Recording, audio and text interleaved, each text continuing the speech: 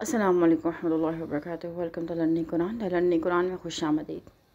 اور قرآن پاک کی ٹرانسلیشن کا سلسلہ ہمارا زخرف سے تک پہنچ چکا۔ زخرف کی آیت نمبر 45 ہم نے مکمل کی تھی، اب ہم 46 سٹارٹ کر لیں گے۔ چلیے سٹارٹ کرتے ہیں۔ بسم اللہ الرحمن الرحیم۔ شروع اللہ کے نام سے جو مہربان اور نہایت رحم کرنے والا ہے۔ وَلَقَدْ ارسلنا، اور تحقیق بھیجا ہم نے موسیٰ کو بھی آیاتینا، ساتھ اپنی نشانیوں کے، الی فرعون کی طرف، وملائہ، اور اس کے سرداروں کی طرف، فقالا، تو اس نے کہا، انی رسول، بے شک میں رسول ہوں، رب العالمین کا۔ ہم نے موسیٰ کو اپنی نشانیاں دے کر فرعون اور اس کے درباریوں کی طرف بھیجا، تو موسیٰ نے جا کر کہا کہ میں پروردگار عالم کا رسول ہوں۔ یا موسیٰ علیہ السلام کا ذکر اس نسبت سے آیا ہے کہ فرعون بھی اپنے مقابلے میں موسیٰ علیہ السلام کو حقیر سمجھتا تھا، جس طرح کہ قریش مکہ اپنے سرداروں کے مقابلے میں رسول اللہ صلی اللہ علیہ وسلم کو حقیر سمجھ رہے تھے۔ اور انہیں یہ بتایا جا رہا ہے کہ بالآخر فرعون اللہ کے عذاب سے تباہ ہوا، اور موسیٰ علیہ السلام کو اللہ تعالیٰ نے نجات اور کامیابی عطا فرمائی۔ تم اگر سمجھو تو تمہارا بھی حشر ایسا ہی ہونے والا ہے۔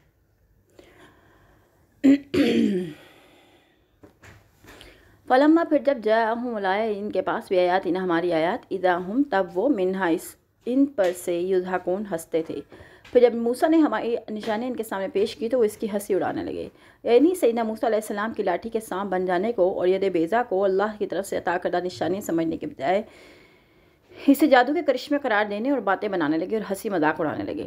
وما نریہم، اور نہیں ہم دکھاتے، من آیات، ان کوئی نشانی، الہیہ اکبر، مگر وہ زیادہ بڑی ہوتی تھی، من اختیہا، اپنی بہن سے، وَأَخَذْنَاهُمْ، اور پکڑ لیا ہم نے ان کو بھی عذاب میں، لَعَلَّهُمْ يَرْجِعُونَ، تاکہ وہ لوٹ آئیں۔ اور ہم نے انہیں جو بھی نشانی دکھائی وہ اپنے سے پہلے نشانی سے بڑھ کر ہوتی تھی، انہیں عذاب میں مبتلا کرتے رہے کہ شاید وہ باز آ جائیں۔ ان نشانیوں سے مراد وہ بے تربیہ عذاب ہے جن کا ذکر سورۃ اعراف کی آیت نمبر 133 میں گزر چکا ہے، وہی حاشیہ ملاحظہ فرما لیا جائے۔ یہ ہلکے ہلکے عذاب دراصل تنبیہات تھیں، جن سے غرض یہ تھی کہ شاید وہ ڈر کر اپنی حرکتوں سے باز آ جائیں۔ وقالوا، اور انہوں نے کہا، یا ایھا الساحر، اے جادوگر، ادعو لنا، دعا کرو ہمارے لیے، ربک، اپنے رب سے، بما، بوجہ اس کے، جو عہدہ عندک، اس نے عہد کیا تیرے پاس، اننا لمہتدون، بے شک ہم البتہ ہدایت یافتہ ہیں۔ اور ہر بار وہ یہی کہتے ہیں، ساحر، تیرے پروردگار نے تجھ سے دعا کی قبولیت کا عہد کر رکھا ہے، تو ہمارے لیے دعا کر، ہم ضرور راہ راست پر آ جائیں گے۔ سیدنا موسیٰ علیہ السلام کو قوم کی طرف سے اعزازدہی۔ اس آیت سے کئی باتیں معلوم ہوتی ہیں، مثلا فرعون اور آل فرعون کو یہ پوری طرح معلوم ہو چکا تھا کہ آپ جادوگر نہیں بلکہ فی الواقع اللہ کے رسول ہیں، اور اللہ ان کی دعا سنتا ہے اور اسے قبول بھی کرتا ہے، اسی لیے وہ عذاب اور مصیبت کے وقت آپ کی طرف رجوع کرتے اور دعا کی درخواست کرتے۔ نمبر 2، ان کی عقڑ کا یہ عالم تھا کہ التجا کے وقت بھی وہ آپ کو ساحر کہتے تھے، جیسا کہ تمام انبیاء کو اس لقب سے نوازا جاتا رہا ہے، اس لیے بھی انہوں نے اپنی قوم کو مطمئن رکھنے اور الو بنانے کے لیے ساحر کے طور پہ مشہور کر رکھا تھا۔ یہی وہ باتیں تھیں جن کے متعلق اللہ تعالیٰ نے فرمایا، ان لوگوں کی طرح نہ ہو جانا جو موسیٰ کو دکھ پہنچاتے رہے۔ جس طرح دوسرے انبیاء کو یہ حکم تھا کہ وہ کافروں کی باتوں کو صبر و تحمل سے برداشت کریں، اسی طرح موسیٰ علیہ السلام کو بھی یہ حکم تھا کہ بے تربیہ عذاب چونکہ اللہ کی طرف سے تنبیہات تھیں، لہذا سیدنا موسیٰ اپنی اس توہین کو بھی برداشت کرتے، پھر اللہ کے حکم کے تحت ان کے لیے عذاب کے دور ہونے کی دعا بھی کرتے تھے۔ فلما، پھر جب کشفنا، کھول دیا ہم نے، عنہم العذاب، ان سے عذاب کو، اذا ہم، تب وہ ینکثون، پھر جاتے تھے۔ پھر جب ہم ان سے عذاب ہٹا لیتے تو فوراً اپنا عہد توڑ دیتے، یعنی وہ ہر بات عہد شکنی کر کے اپنے سرکشی کے جرم کو سخت سے سخت تر بناتے چلے گئے۔ اسی سے اندازہ ہو سکتا ہے کہ انہیں اپنے جرائم کے مناسبت سے کس قدر سخت سزا ملنے والی تھی۔ ونادا، اور پکارا فرعون نے، فی قومہ، اپنی قوم میں، قال یا قومی، کہا ہے میری قوم، الیس، کیا نہیں ہے، لی، میرے لیے، ملک مصر، بادشاہت مصر کی، وہذہ، اور یہ، الانہار، دریا، نہریں، تجری، جو بہتی ہیں، من تحتہ، میرے نیچے سے، افلا تبصرون، کیا پھر تم نہیں دیکھتے۔ اور فرعون نے ایک دفعہ اپنی قوم کے درمیان پکار کر کہا ہے میری قوم، کہ یہ مصر کے بادشاہی میری نہیں، اور یہ نہریں بھی جو میری طرف بہہ رہی ہیں، کہ تمہیں نظر نہیں آتا۔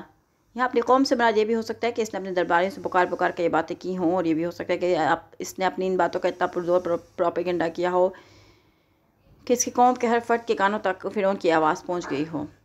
ام انا، بلکہ میں، خیر، بہتر ہوں، من ھذا الذی، شخص سے جو ہوا مہین، جو حقیر ہے، ولا، اور نہیں، یکاد، قریب کے، یبین، وہ واضح بات کرے، بھلا میں بہتر ہوں یا یہ شخص جو ایک ذلیل آدمی ہے ناؤز باللہ اور بات بھی صاف طور سے نہیں کر سکتا۔ فرعون کا اپنی قوم میں پروپیگنڈا۔ فرعون کے اس اعلان سے واضح یہ معلوم ہو رہا ہے کہ سیدنا موسیٰ علیہ السلام کی دعوت کی جڑیں اندر ہی اندر کافی مضبوط ہو چکی تھیں اور وہ اس دعوت سے خائف تھا، مگر اپنی رایہ میں اپنا بھرم قائم رکھنا چاہتا تھا اور اپنی قوم سے اس طرح کا استصواب چاہتا تھا جیسے الیکشن کے دنوں میں امیدوار اپنی خوبیاں اور اپنے حریف کے نقائص بیان کیا کرتے ہیں۔ اس نے اپنا اور سیدنا موسیٰ کا تقابل پیش کرتے ہوئے کہا، دیکھو یہ ملک مصر میں میری حکومت کس قدر مضبوط ہے، پاشی کا نظام بہت عمدہ ہے جس پہ تمہاری معاشرت کا دار و مدار ہے، ہم لوگوں نے دریائے نیل سے کئی نہریں ملک بھر میں جا بجا بچھا دی ہیں، یہ سب کچھ تو میرے نظام کے تحت ہو رہا ہے، پھر تم ایک ایسے شخص کے پیچھے کیوں لگے جا رہے ہو جو میرے مقابلے میں نہایت کم تر درجے کا آدمی ہے، نہ اس کے پاس مال و دولت ہے نہ حکومت، وہ کھل کر صاف باتیں بھی نہیں کر سکتا، تمہیں تو کچھ تو سوچ بچار سے کام لینا چاہیے۔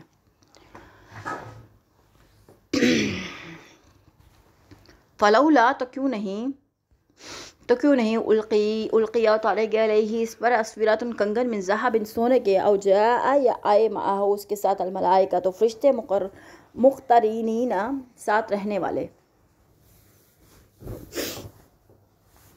اگر یہ رسول ہے تو اس پر سونے کے کنگن نہ اتارے گئے یا فرشتوں کی کارڈ ہی اس کے ساتھ آئی ہوتی۔ فرعون کا قوم کے سامنے اپنا اور سیدنا موسیٰ کا تقابل پیش کرنا۔ پرانے زمانے میں یہ رواج عام تھا کہ بادشاہ نواب اور راجے سونے اور جوہرات کے کنگن پہنا کرتے تھے اور اپنے جس درباری پر خوش ہوتے تو اسے بھی نام و کرام کے طور پر کنگن پہناتے، اور جب کبھی سیر و سفر کو نکلتے تو ان کے آگے پیچھے فوجوں کے محافظ کے دستے ہوتے، اور یہ رواج آج کل بھی عام ہے۔ فرعون نے اپنے اور سیدنا موسیٰ کے تقابل میں ایک تو دولت اور حکومت کا ذکر کیا، دوسرے موسیٰ علیہ السلام کی رسالت پر یہ اعتراض کیا کہ فی الواقع وہ اللہ کا زمین پر نائب ہے تو کم از کم نشانی کے طور پر اسے سونے کے کنگن تو پہنائے گئے ہوتے، یا کم از کم اس کی حفاظت کے لیے اس کے آگے پیچھے فرشتوں کے محافظ دستے ہی اس کی حفاظت میں مامور ہوتے۔ اگر ان میں سے کوئی بھی چیز نہیں، پھر وہ اللہ کا نائب کیسے ہوا؟ تمہاری عقل پر کیا پتھر پڑ گئے ہیں؟ تم میرے مقابلے میں اس کی باتیں تسلیم کرنے لگے ہو۔ فاستخفا تو ہلکا پایا اس نے قومہ اپنی قوم کو، فاطاعوہ تو انہوں نے اطاعت کی اس کے، انہم بے شک وکانوا وہ تھے قوماً فاسقین فاسق قوم۔ اس نے اپنی قوم کو الو بنایا اور اس کی بات مان گئے، وہ تو تھے ہی نافرمان لوگ۔ ایسی باتیں کہہ کر فرعون نے اپنی قوم کو الو بنایا اور وہ الو بن گئے اس لیے کہ وہ فاسق لوگ تھے جن کو اپنے دینی میں مفادات کے علاوہ اور کسی بات سے غرض ہی نہ تھی، اور وہ انہیں اس کے علاوہ کسی بات سے غرض ہی نہ تھی، اور وہ انہیں فرعون کا غلام بنا رہنے میں ہی نظر آ رہے تھے۔ فرعون پر اگرچہ حقیقت واضح ہو چکی تھی، مگر وہ ایسے سارے پاپڑ اس لیے بیل رہا تھا کہ اس کی حکومت میں کمزوری تزلزل واقع نہ ہو۔ وہ عام لوگوں کی ذہنیت کو بھی خوب جانتا تھا، کیسے بے ضمیر بے اصول بے عقل لوگوں سے کیسے کام نکالا اور انہیں اپنی باتوں پر لگایا جا سکتا ہے۔ فلما تو جب آسفونا وہ غصے میں لائے، انتقام لیا ہم نے منہم ان سے، فاغرقناہم اجمعین تو غرق کر دیا ہم نے ان سب کو۔ جب انہوں نے ہمیں غصہ دلایا تو ہم نے ان سے انتقام لیا اور ان سب کو غرق کر دیا۔ فجعلناہم تو بنا دیا ہم نے ان کو سلفاً پیشو و مثلاً اور ایک مثال للآخرین بعد والوں کے لیے، پھر ہم نے انہیں گئے گزرے اور پچھلوں کے لیے نذیر بنا دیا، یعنی انہیں صفحہ ہستی سے ایسا مٹا دیا کہ کوئی ان کا ذکر خیر کرنے والا باقی نہ رہ گیا۔ البتہ وہ پچھلے لوگوں کے لیے نمونہ عبرت ضرور بن گئے۔ اللہ کے باغیوں نافرمانوں کا کیا انجام ہوتا ہے، کیونکہ فرعون اور آل فرعون دراصل اللہ کے باغیوں کے پیش رو تھے۔ ولما ضرب اور جب بیان کیا کہ ابن مریم کے بیٹے کو مثلاً بطور مثال، اذا قومک اچانک تیری قوم منہ یصدون اس سے تالیاں بجاتی ہے چلاتی ہے، اور جب عیسیٰ ابن مریم کی مثال بیان کی گئی تو آپ کی قوم نے اس پر غل مچا دیا۔ معبودوں کا جہنم میں داخلہ اور سیدنا عیسیٰ کا معاملہ۔ جب سورۃ انبیاء کی یہ آیات، یعنی تم بھی اور اللہ کے سوا تم تین چیزوں کو پوچھتے ہو وہ سب جہنم کا ایندھن بنیں گے، سورۃ الانبیاء کی آیت ہے۔ جب یہ نازل ہوئی تو مشرکین مکہ نے اعتراض اٹھایا کہ عبادت تو عیسیٰ علیہ السلام کی بھی کی جاتی ہے، تو کیا وہ بھی جہنم کا ایندھن بنیں گے؟ پھر اس اعتراض کا خوب پروپیگنڈا شروع ہو گیا۔ عبداللہ بن ازبرہ نے یہی سوال رسول اللہ صلی اللہ علیہ وسلم سے کیا تو آپ خاموش رہے، کیونکہ آپ خود کو جواب دینے کی بنسبت یہ زیادہ پسند فرماتے تھے کہ مشرکوں کے ایسے اعتراضات کا جواب بذریعہ وہی نازل ہوں، وہیں ان کو جواب دیا جائے۔ آپ کی خاموشی پر مشرکین کہک لگانے اور کھل کھلا کر ہنسنے لگے، جس کا مطلب یہ تھا کہ ہماری اس دلیل نے محمد کو چپ کرا دیا۔ بالفاظ دیگر ایسی مسکت دلیل پیش کر کے میدان مار لیا۔ وقالوا اور وہ کہنے لگے، آلہتنا کیا ہمارے الہ خیر بہتر ہے، ام ہوا یا وہ ماں نہیں ضربہ لگا، انہوں نے بیان کیا اس کو تیرے لیے، الا جدلاً مگر جھگڑے کے طور پر، بل ہم بلکہ وہ قوم خاصمون ایک قوم ہے جھگڑالو۔ اور وہ کہنے لگے کیا ہمارے علاج اچھے ہوئے یا وہ عیسیٰ جو آپ کے سامنے یہ مثال صرف کچھ بحثی کی خاطر لائے ہیں، بلکہ یہ ہیں ہی جھگڑالو قوم۔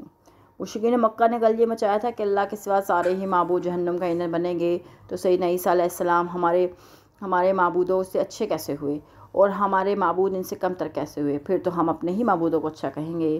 یعنی مشرکین ایسی بحث اس لیے نہیں چھیڑتے کہ اگر انہیں معقول جواب مل جائے تو اسے تسلیم کر لے، بلکہ اس لیے کرتے ہیں کہ ایسی کچھ بحثی ان کی فطرت میں داخل ہو چکی ہے، وہ حق بات کو کچھ بحثیوں میں الجھا کر لوگوں کو حق کے قریب آنے سے روکنے کی کوششوں میں لگے ہوئے ہیں۔ ان ہوا نہیں ہے وہ الا عبد مگر ایک بندہ نعمنا علیہ انعام کیا ہم نے اس پر، وجعلناہ اور بنا دیا ہم نے اس کو مثلا ایک مثال لی بنی اسرائیل کے لیے، وہ تو محض ایک بندہ تھا جس پر ہم نے انعام کیا اور اسے بنی اسرائیل کے لیے اپنی قدرت کا ایک نمونہ بنا دیا۔ مشرکوں کو اس مسقط دلیل کا جواب، اس آیت میں مشرکوں کے اعتراض کا جواب دیا گیا ہے کہ عیسیٰ علیہ السلام معبود نہیں تھے، نہ انہوں نے کبھی اپنے معبود ہونے کا دعویٰ کیا تھا، بلکہ وہ تو اللہ کے انتہائی مخلص بندے تھے۔ ہم نے ان پر کئی قسم کے انعامات بھی کیے تھے، ان کی بن باب پیدائش اللہ کی قدرت کے ایک کاملہ کا ایک نمونہ تھی، کہ انہیں ایسے معجزات بھی دیے تھے جو نہ پہلے کسی نبی کو دیے گئے تھے نہ بعد میں، لیکن اس کا یہ مطلب ہرگز نہیں کہ وہ مقام عبودیت سے بلند ہو کر معبود کے مقام پر جا پہنچے تھے، بلکہ وہ اللہ کے بندے ہی رہے، اور تادم زیست وہ اپنے آپ کو اللہ کا ہی بندہ کہتے رہے اور بنی اسرائیل کے اتباع کے لیے ایک نمونہ تھے۔ وَلَوْ نَشَاءُ اور اگر ہم چاہے لَجَعَلْنَا البتہ ہم بنا دیں منکم تم سے ملائکۃ فرشتوں کو فی الارض زمین میں، یخلفون وہ جانشین ہوں، اور ہم چاہتے تو تم میں سے فرشتے پیدا کر دیتے جو زمین میں تمہارے جانشین ہوتے۔ قریش مکہ کا ایک اعتراض یہ بھی تھا کہ اللہ کا رسول کا کوئی فرشتہ ہونا چاہیے۔ اس اعتراض کے مختلف مقامات پر مختلف جواب مسکون ہیں۔ یہاں یہ جواب دیا جا رہا ہے کہ اگر ہم چاہتے تو ہمیں قدرت حاصل ہے کہ تم میں سے ہی فرشتے بنا دیتے، پھر جو فرشتہ رسول بن کر آتا سب کو اس کو دیکھ سکتے، اس کی بات سن سکتے اور سمجھ سکتے، مگر فرشتوں کی فطرت میں اختیار نہیں رکھا گیا، وہ تو حکم کے بندے ہوتے ہیں، ان کی اطاعت اضطراری ہوتی ہے، اختیاری نہیں۔ یہ بات ہماری مشیت کے خلاف ہے۔